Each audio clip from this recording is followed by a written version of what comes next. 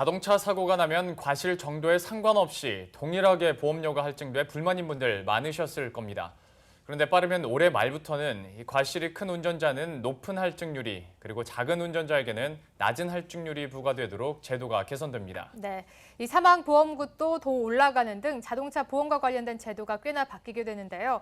임명찬 기자와 자세한 내용들 살펴보도록 하겠습니다. 어서 오시죠. 네, 안녕하세요. 네, 이 자동차 보험과 관련해서 그동안의 불합리한 관행들이 개선될 방안들이 발표가 됐는데 현행 제도와 꽤나 달라진 점들이 눈에 띕니다. 어떻게 달라졌나요? 네, 먼저 현행 자동차 보험 제도를 설명을 드리면요. 예. 현재는 자동차 사고가 발생했을 경우 사고 당사자들 간의 과실 비율을 감안하지 않고요. 또 사고 건수를 기준으로 일률적으로 보험료 할증 비율이 적용되는 구조입니다.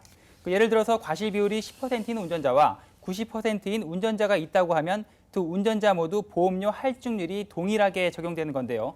과실 정도에 따라 관계없이 동일한 부담을 안음으로 인해 또 형평성에도 어긋날 뿐 아니라 운전자의 안전 운전 의식을 해이하게 만드는 문제가 있다는 지적을 받아왔습니다. 더구나 자동차 사고의 경우 가해 차량의 100% 과실 여부를 인정받는 비율이 거의 없기 때문에 책임 유무와 관계없이 사고는 곧 보험료 할증으로 이어진다는 지적도 제기돼 왔습니다. 이런 문제점들을 반영해 금융감독원에서는 쌍방과실 자동차 사고에서 가해자와 피해자의 과실 비율에 따라 그 다음에 부과되는 할증 보험료를 차등해서 적용하기로 했습니다.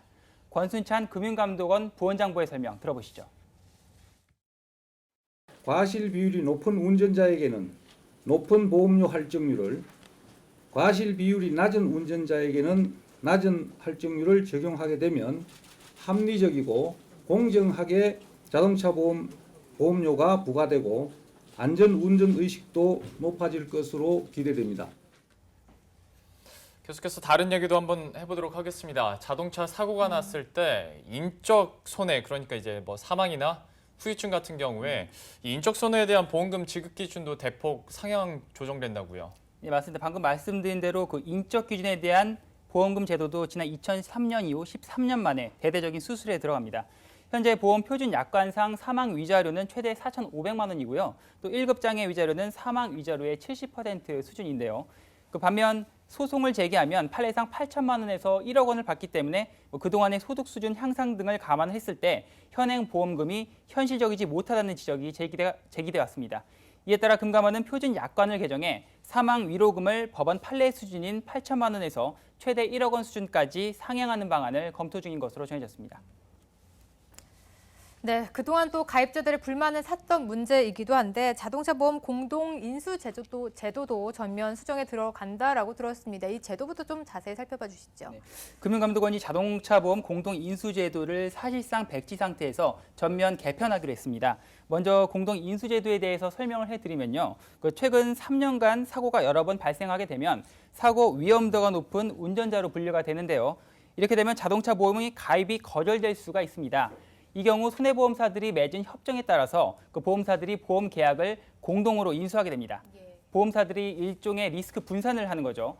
이처럼 공동인수로 처리가 되면 기본 보험료가 통상 50%가량 할증이 돼 가입자들의 높은 불만을 사왔습니다. 반면 자동차와 달리 오토바이 운전자는 공동인수 가입자의 보험료가 더 낮은 오히려 보험료 역전 현상이 발생하는 등 제도상 여러 문제점들이 지적이 돼 왔고요. 또 공동인수로 처리되기 전 공개 입찰을 신청할 수 있는 제도도 있지만 지난해 낙찰 건수가 17건에 그치는 등 사실상 유명무실한 상태입니다. 이에 따라 금감원에서는 공동인수계약의 보험료 산출 방식을 종목별 또 담보별로 세분화하고 공개 입찰을 의무화하는 등 공동인수제도의 실효성을 높이는 방안을 검토한다는 방침입니다. 금융감독원은 보험업계와 태스크포스를 구성해서 오는 12월까지는 제도 개선을 완료한다는 계획을 세워놓고 있습니다. 예. 이렇게 자동차 보험을 차등화시키면서 불만도 많이 없어질 것 같고요. 또 현실적으로 바뀌는 부분도 생기게 될 것 같습니다. 지금까지 임명찬 기자와 함께했습니다. 고맙습니다.